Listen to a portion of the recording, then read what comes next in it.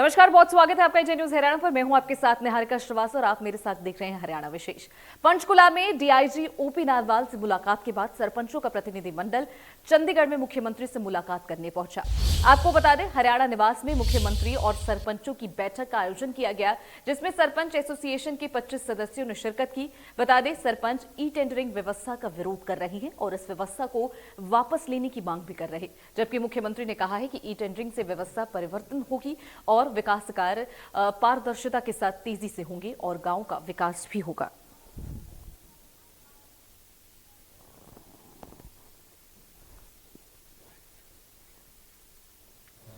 तो ये दो तस्वीरें आपकी टीवी स्क्रीन पर है। मुख्यमंत्री से यहां पर मुलाकात हुई है। आपको बता दें कि लगातार जो सरपंच प्रतिनिधिमंडल है वो कई मांग कर रहा है, लेकिन जो सरकार है वो लगातार ये कोशिश कर रही है कि दोनों के बीच बातचीत हो और उससे समाधान निकाला जाए। और वहीं डीआईजी से मिले हैं सरपंच, ये भी तस्वीर आपको दिखा रहे। लगातार उनसे भी मांग की जा रही है कि इस पर कोई बीच का रास्ता निकाला जाए और यही सरकार कोशिश कर रही है।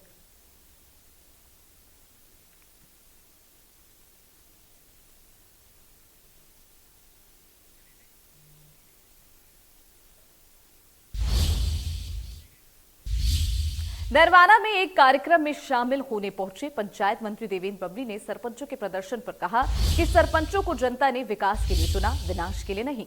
बबली ने कहा कि प्रदेश में 4,500 सरपंचों ने ई टेंडरिंग से काम शुरू कर दिया, बाकी सरपंच भी गांव के विकास के लिए काम करें। देवेंद्र बबली ने कहा है कि ये लड़ाई सत्ता परिवर्तन की नहीं, व्यवस्था परिवर्तन की है। पहले चंडीगढ़ के चक्कर काटने पड़ते थे, लेकिन अब ऐसा नहीं है। अब गांव के विकास कार्य रुकने नहीं दिए जाएंगे।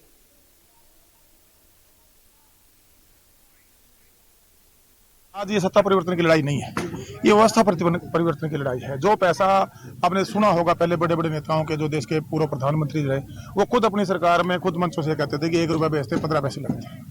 हमें इंश्योर कर रहे हैं, आज गठबंधन में जो हम सरकार चला रहे हैं माननीय मुख्यमंत्री मनोहर लाल जी के मार्गदर्शन में, दुष्यंत जी के साथ और हम साथ मिलकर सभी, चाहे बतौर मंत्री आज मेरे पास जिम्मेवारी है, मैंने इंश्योर किया है कि अब सरपंचों को चंडीगढ़ के चक्कर नहीं लगाने पड़ेंगे। सारा पैसा हमने नीचे इनके अकाउंट में जिन्हें काम किया, आप उसको डेवलपमेंट के लिए लगाएं।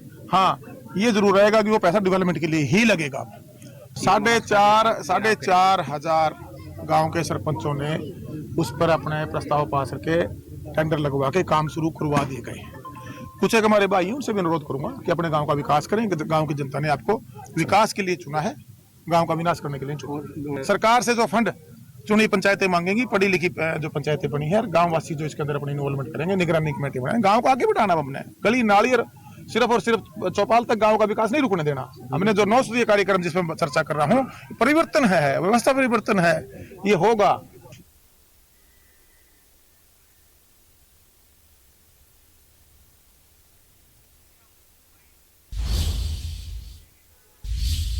अगली खबर का रुख कर रहे। कांग्रेस की भारत जोड़ो यात्रा पर तंज कसते हुए पंचायत मंत्री देवेंद्र बबली ने कहा कि भारत तो पहले से ही जुड़ा हुआ है, कांग्रेस पहले खुद को जोड़े। भारत तो जुड़ा हुआ था। भारत तो जब आजाद उन सूरवीरों ने कराया, उस दिन ही जुड़ गया था। उसके बाद आज तो अपनी पार्टी को जोड़ते हुए घूम रहे हैं। पार्टी बिखरी हुई है, उसके जुड़ाव में लग रहे हैं। उनको करना चाहिए विपक्ष। राजस्थान में शहीदों की विधवाओं के धरने को लेकर कांग्रेस पर गृह मंत्री अनिल विज ने निशाना साधा। विज ने कहा कि कांग्रेसियों का खून ऐसा ही है जो कारगिल के शहीदों की विधवाओं के फ्लैट भी खा गए। इससे ज्यादा घिनौनी बात कोई और हो नहीं सकती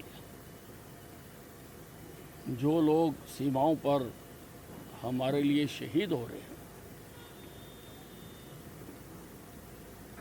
वो सर्वोच्च बलिदान दे रहे हैं और उनके लिए कस्में खाई जाती हैं, बहुत कुछ वादे किए जाते हैं, लेकिन कांग्रेस सरकार ने उसमें किसी को पूरा नहीं किया। और जो विधवाएं हैं उनको मोर्चा लगाना पड़ा। वैसे तो कांग्रेस का खून ही ये है, क्योंकि कारगिल के शहीदों की विधवाओं के लिए जो फ्लैट बने थे उसमें से भी ये बहुत सारे खा गए थे। तो इनका वहीं गृह मंत्री अनिल विज ने ऑस्ट्रेलिया के प्रधानमंत्री और पीएम मोदी के एक साथ मैच देखने पर विज ने कहा कि कल तक जो देश हमारी तरफ देखना या हाथ मिलाना पसंद नहीं करते थे, आज वो सारे देश प्रधानमंत्री नरेंद्र मोदी के साथ बैठना चाहते हैं, उनसे मिलकर बात करना चाहते हैं।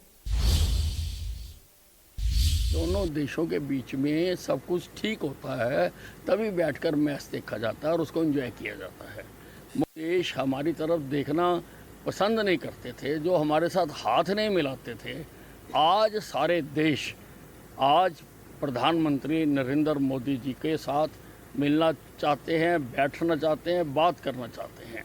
G20 की अध्यक्षता पहली बार हिंदुस्तान को मिली, ये सारे देशों की जो सोच है उसको दर्शाता है। और मोदी जी की पॉपुलैरिटी जो अभी आंकी गई वो 78% आई, वो विश्व के किसी भी नेता से ज़्यादा है। केंद्र सरकार की जन विरोधी नीतियों के चलते आज इंद्री के स्टेट बैंक ऑफ इंडिया के सामने कांग्रेसी कार्यकर्ताओं ने सरकार के खिलाफ जमकर नारेबाजी करते हुए धरना प्रदर्शन दिया। इस धरना प्रदर्शन में पूर्व मंत्री, पूर्व विधायक और कांग्रेस के अनेक पदाधिकारी यहां मौजूद नजर आए। कांग्रेस पार्टी के कार्यकर्ताओं ने कहा कि प्रदेश में भाजपा की सरकार है और दोनों ही सरकारों ने जन विरोधी नीतियों के चलते इनसे सभी वर्ग दुखी हैं और उसी को लेकर आज कांग्रेस पार्टी ने इंद्री विधानसभा स्तर पर यह धरना दिया। वहीं गोहाना में भी कांग्रेस ने केंद्र सरकार के खिलाफ विधायक जगबीर मलिक और विधायक इंद्रराज नरवाल यहां पर मौजूद नजर आए। तो आपको ये दो तस्वीरें दिखा रहे हैं जहां पर इंद्री और गोहाना से तस्वीर है, जहां कांग्रेस विधायकों का सांकेतिक धरना यहां पर चालू है।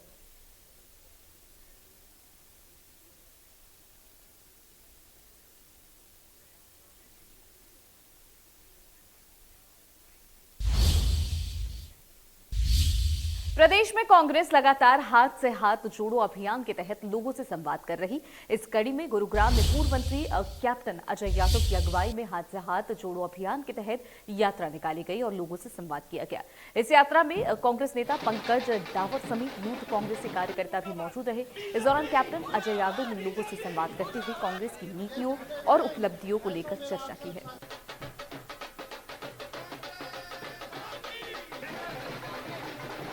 हमारे यूथ कांग्रेस के, महिला कांग्रेस और आपकी सेवा दल, आपकी तमाम जो फ्रंटल ऑर्गेनाइजेशन हैं, मेन कांग्रेस के लोग हैं, पीसीसी के मेंबर हैं और तमाम कांग्रेस एकजुट होकर आज जो राहुल जी ने भारत जोड़ो यात्रा चलाई थी, उसके बाद जो है कांग्रेस अध्यक्ष और राहुल गांधी के निर्देश पर हाथ से हाथ जोड़ो यात्रा जो है वो लगाई जा रही है। ये जो है भ्रष्ट जुमला पार्टी के नाम से हमने आज ये पैम्फलेट बांटे हैं और आपको बताना चाहूँगा जिस तरीके से महंगाई बढ़ी है, बेरोजगारी बढ़ी है, भ्रष्टाचार बढ़ा है। जोड़ो यात्रा के बाद जिस तरीके से एक कांग्रेस का एक तूफान लोगों के अंदर जागा था, उसी की दूसरी कड़ी हाथ से जोड़ो हाथ अभियान। आज रजिंद्रा पार्क के निवासियों के साथ मिलकर हमारे सभी नेताओं ने, चाहे महिला कांग्रेस हो, सेवा दल हो, यूथ कांग्रेस हो, सबने मिलके आज एक ये अभियान चलाया। जबरदस्त उत्साह, इतना जबरदस्त तरीके से आज लोगों का उत्साह देखने को मिला। आप देखिए जिस तरीके से महंगाई से आज जनता त्रस्त है, इस भ्रष्टाचारी सरकार को उखाड़ फेंकने के लिए तैयार है। निगम के चुनावों में आपको दिखेगा भाजपा साफ है और कांग्रेस का आना तय है। बिल्कुल कांग्रेस आ रही है और आप देखिएगा जिस तरीके से उत्साह है, मुझे लगता है इसी तरीके का प्यार लोग हमें आने वाले चुनाव में भी।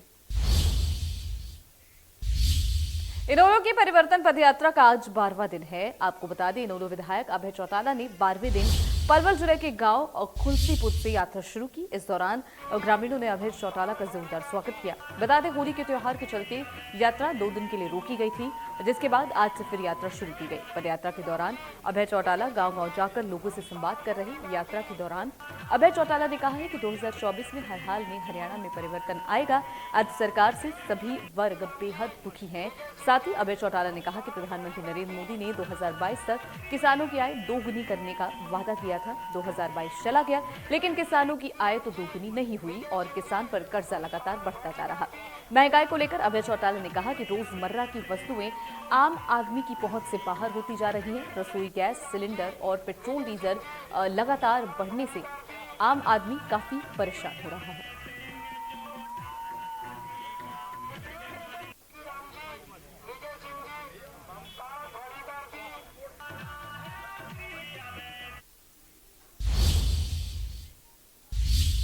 नानौद में नगर पालिका के अस्थायी कर्मचारियां 4 दिन से धरने पर हैं। नगर पालिका पार्षदों ने भी सफाई कर्मचारियों के धरने का समर्थन किया है। प्रदर्शन कर रहे कर्मचारियों की मांग है कि उनका वेतन जल्द से जल्द जारी किया जाए। प्रदर्शन कर रहे कर्मचारियों ने बताया कि पिछले 3 महीने से उनका वेतन बकाया है और पिछले 3 साल से उनको वक्त पर वेतन नहीं दिया जा रहा। कर्मचारियों का कहना है कि डोर टू डोर स्कीम के तहत हर घर 40 और दुकान से 100 रुपए हर महीने वसूला जाता। इस कलेक्शन के बावजूद भी कर्मचारियों का वेतन नहीं दिया जा रहा। कर्मचारियों ने चेतावनी देते हुए कहा कि अगर जल्द वेतन नहीं दिया गया तो नगर पालिका कार्यालय को ताला लगा दिया जाएगा। वहीं नगर पालिका के अधीक्षक अभियंता सुखबीर हुड्डा ने कहा है कि डोर टू डोर कलेक्शन के लिए नई एजेंसी को ठेका नहीं दिया गया। ऐसे में कार्य अधर में लटका हुआ है, जिसकी वजह से कर्मचारियों को वेतन नहीं मिला। जैसे ही उच्च अधिकारियों से अनुमति मिलेगी तभी सफाई कर्मचारियों को वेतन दे दिया जाएगा। एक एजेंसी को डोर टू डोर कलेक्शन सेग्रीगेशंस का जो वर्क था वो नियमानुसार पीछे उनका समय अवधि पूरी हो गई थी। चूंकि यहाँ सेक्रेटरी भी पोस्टेड नहीं है, एमईज की जेईज की बार बार स्थानांतरण होते रहे और सेक्रेटरी महोदय को भी अतिरिक्त चार्ज है, तो कुछ तकनीकियाँ ऐसी उत्पन्न होती रही कि समय पर जो अगले अवधि के लिए डोर टू डोर कलेक्शन सेग्रीगेशंस का जो कार्य था वो नहीं हो पाया। ऐसी परिस्थितियों में ये एक परंपरा रही है कि पिछले ठेकेदार को उन्हीं रेटों से, ताकि जनता दुखी ना हो, उस कार्य को आगे उन्हीं रेटों पर करवा लें। जो हमारे डोर टू डोर के कर्मचारी हैं, 4 महीनों से इनको वेतन नहीं मिला है। काम किया है बेचारों ने, गंदगी की उठाई है, रोड की सफाई की है, तमाम गलियों में गए हैं, लेकिन फिर भी यहाँ प्रशासन इनकी तनख्वाह देने के लिए मना कर रहा है। वही सफाई कर्मचारी पिछले 4 उससे नहीं, पिछले मेरे ख्याल में 3 साल से इनको कभी मिलते हैं कभी नहीं मिलते पैसे। ठीक है, तनख्वाह बहन बेचारा 5-5 महीने भी लेट हो जाते हैं, दिवाली पे भी नहीं मिलती। तो नगर पालिका नालंदा का तो सत्यानाश हो रहा है। रंगों के त्योहार होली के दिन कई जगह उत्पात की खबरें सामने आई। साइबर सिटी गुरुग्राम में भी होली के दिन बसई चौक पर बवाल हुआ है। इस दौरान दबंगों ने लाठी डंडों से जमकर उत्पात मचाया, लेकिन पुलिस आंखें मूंदे बैठी रही। इतना ही नहीं, दबंगों के डर से शिकायतकर्ता ने अपनी शिकायत भी वापस ले ली है। ऐसे में पुलिस की कार्यशैली पर सवाल उठ रहे। वहीं सोनीपत में भी होली के दिन जमकर हुड़दंगबाजी हुई, जिसका वीडियो भी सामने आया। वीडियो में देखा जा सकता है कि कैसे दबंगों ने एक घर पर जमकर पथराव किया और इस दौरान घर में बंद परिवार सहमा हुआ नजर आया।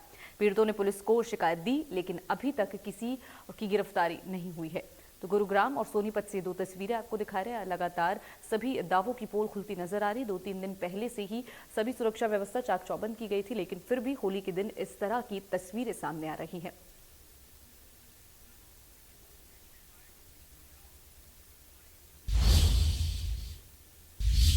होली के दिन गुरुग्राम से बसई चौक पर दबंगों ने जमकर उत्पात मचाया और पुलिस मूक दर्शक बनकर बैठी रही। होली के दिन ऐसा क्या हुआ जो दबंगों ने हंगामा किया? देखिए संवाददाता मोहित कुमार की ये खास रिपोर्ट। गुरुग्राम के बसई चौक पर कल सरेआम लाठी और डंडे चले, जमकर बवाल काटा गया और दुकानदार को बाहर निकालकर पीटा गया।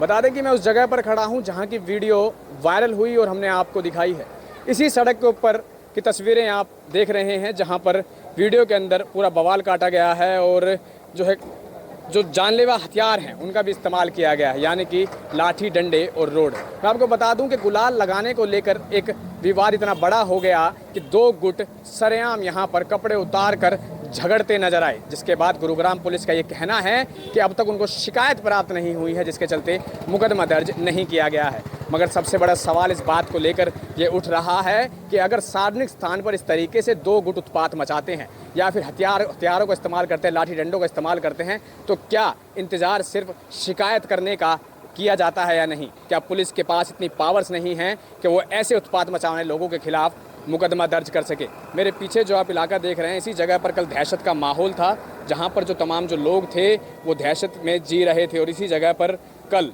लाठी और डंडे सरेआम चला दिए गए और कुछ लोगों को बेरहमी से पीटा गया। तस्वीरें साफ बयां कर रही हैं कि किस तरीके से लोगों ने इकट्ठा होकर, युवाओं ने इकट्ठा होकर शराब के नशे में जमकर बवाल काटा है। तो अब ऐसे में देखना होगा कि क्या गुरुग्राम पुलिस सिर्फ शिकायत का इंतजार करती है या फिर खुद अपनी ताकतों का, अपनी पावर का इस्तेमाल कर ऐसे उत्पात मचाने वाले लोगों के खिलाफ कार्रवाई करती है या नहीं।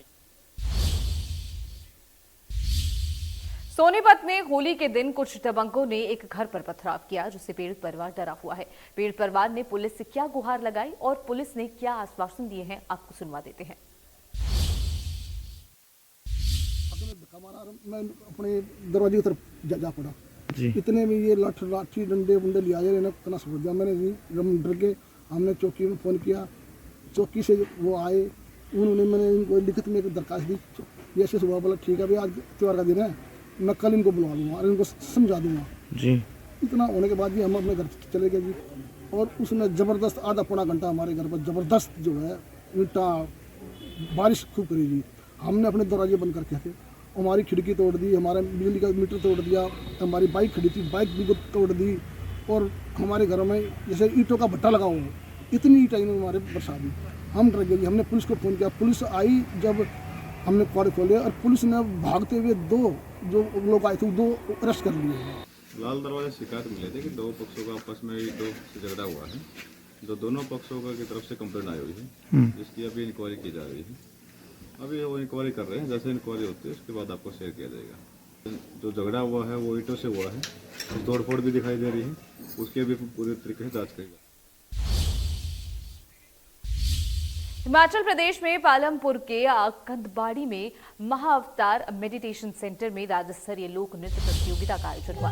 प्रदेश भर के यहां पर कलाकारों ने रंगारंग प्रस्तुतियां दी। इस कार्यक्रम में केंद्रीय मंत्री अर्जुन मेघवाल, राज्यसभा सांसद कार्तिकेय शर्मा और प्रदेश के पूर्व सीएम प्रेम कुमार धूमल यहां मौजूद नजर आए। कार्यक्रम में केंद्रीय मंत्री अर्जुन मेघवाल, हिमाचल के पूर्व सीएम और सांसद कार्तिकेय शर्मा ने फूलों की होली खेली। कार्यक्रम में मौजूद लोग भी काफी उत्साहित नजर आए। कार्यक्रम में कंदबाड़ी के महाअवतार मेडिटेशन सेंटर में गुरु योगीराज अमर ज्योति ने सभी को आशीर्वाद भी दिया।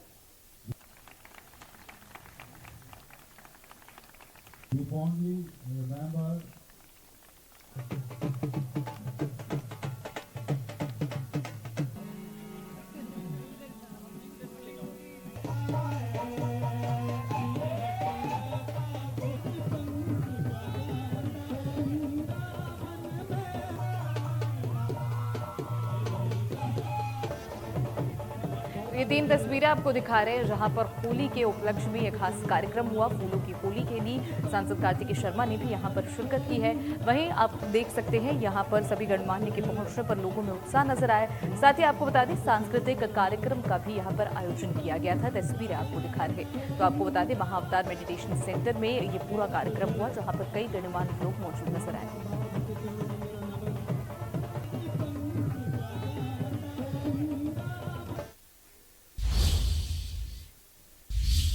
अगली खबर का रुख कर रहे हैं। जननायक जनता पार्टी के प्रधान महासचिव दिग्विजय चौटाला अगले हफ्ते शादी के बंधन में बंधने जा रहे।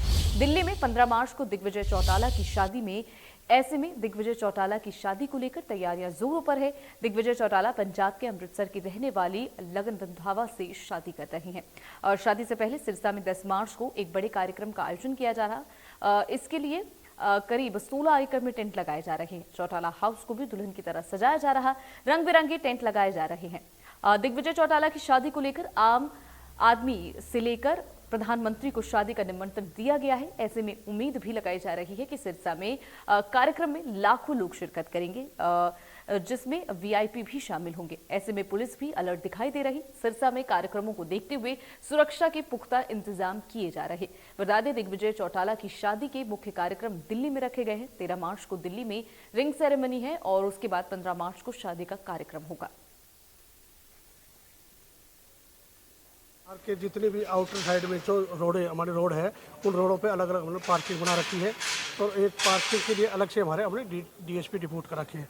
जो रूट पे ट्रैफिक ड्यूटियाँ लगी हुई है उनके लिए हमें एक डीएसपी हमारे अलग से हैं और उनके साथ एक कंपनी दी हुई है, ट्रैफिक एसएचओ भी है और दूसरे एसएचओ भी साथ लगाए हुए हैं। पंडाल के लिए इस सारे प्रोग्राम के लिए एक डीएसपी हमारे जो है इसको पंडाल को जो अंदर और बाहर की ड्यूटियाँ देख रहे हैं उनके पास भी एक कंपनी तैनात की है। इसी तरह इधर वीआईपी है, अजय वाटिका की तरफ है, वहाँ भी एक डीएसपी की ड्यूटी है और वहाँ भी इसी तरह का पुलिस प्रबंध किया हुआ है ताकि किसी तरह की कोई अव्यवस्था ना फैले और ट्रैफिक में कोई बाधा ना आए। नहीं, 2 कंपनी हमने मंगवा रखी थी, आ चुकी है कंपनी, कुछ और भी आ रहे हैं। हमारे करीब 1200 मुलाजम यहाँ ड्यूटी पर करेंगे।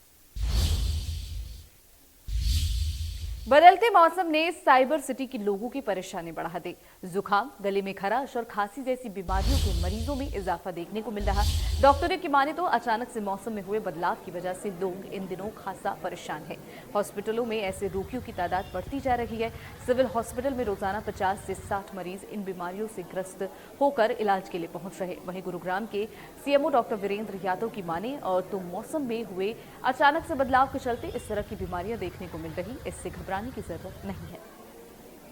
पिछले कुछ दिनों से बात करें तो खांसी जुकाम के मरीज जो हैं या वायरल फीवर जिसको आप कह रहे हैं वो काफ़ी संख्या में बढ़ोतरी हुई है और खास करके इस मौसम में ना केवल वायरल के अलावा अगर मैं एक बात कहूँ पोलन एलर्जी, और आपको मालूम है क्योंकि पतझड़ और ये जो विंटर फॉल हम जिसको कहते हैं वो सीजन भी होता है, इसकी वजह से पोलन एलर्जी के केसेस भी बढ़ते हैं, जिसकी वजह से और बदलते मौसम के साथ साथ गर्मी और सर्दी जिसको हम हिंदुस्तानी आम भाषा में जो वर्ड यूज़ करते हैं उसकी वजह से भी, टेम्परेचर चेंज की वजह से भी कोल्ड जिसको कहते हैं वो भी होता है। ऐसे में जब आप गर्म ऊनी वस्त्रों का त्याग करें ना करें ऐसी सिचुएशन होती है तब। बट मैं यहाँ एक बात कहना चाहूँगा कि इस मेन रीज़न जो है 10 से 15 दिन जो अभी लग रहे हैं, जो रिपीटेडली कई बार क्वेश्चन पूछा जा रहा है इतना टाइम क्यों लग रहा है, तो इसका मुख्य कारण जो है वो इन्फ्लुएंजा ए या बी के जो हैं वो इन्फेक्शंस जो हैं वो काफ़ी दिल्ली एनसीआर या आसपास के एरिया में नोट किए गए हैं। और चाहे वो कोल्ड हो चाहे इन्फ्लुएंजा के वो हों, कोविड के सिम्टम्स नहीं है। कोविड की टेस्टिंग के बाद भी कोविड की परसेंटेज नेग्लिजिबल है। तो जो कॉमन कोल्ड कहूँ या इन्फ्लुएंजा के वो उसमें कहूँ यूजुअली सिम्टम सेम होते हैं। तमाम बड़ी खबरों के साथ हरियाणा विशेष में मेरे साथ इतना ही। बाकी खबरों के लिए देखते रहिए इंडिया न्यूज़ हरियाणा।